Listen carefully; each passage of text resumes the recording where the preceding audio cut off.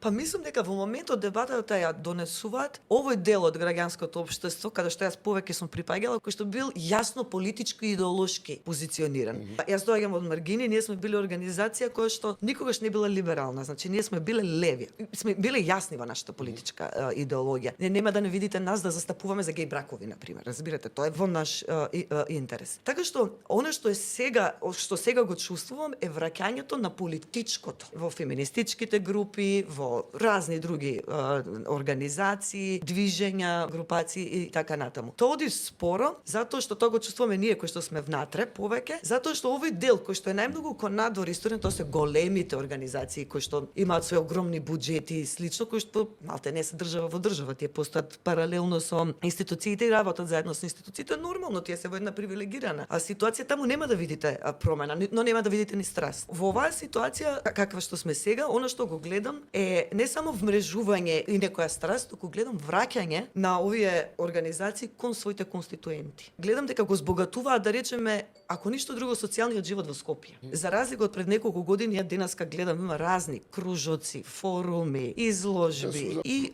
мислам дека тука е една интелигентна, една паметна стратегија. И ние сега живееме во главен град во кој што се појавува тој бришен простор. Ние живееме во главен град кој што основни услови на метропола не исполнува. Вие немате никаков социополитички културен живот. Што имаме? 2-3 клубови со еден тип на музика и тоа е тоа, да. Не го зборам ова као наивно, еве ние правиме некакви културни содржини. Не, ја враќаме идејата дека овој град исто така е наша одговорност, дека оваа држава исто така и наша одговорност. И мислам дека е тоа проблем и на луѓето тука. Дека ние не чувствуваме дека оваа земја, меѓу другото, е и наша одговорност, не само на Мицко.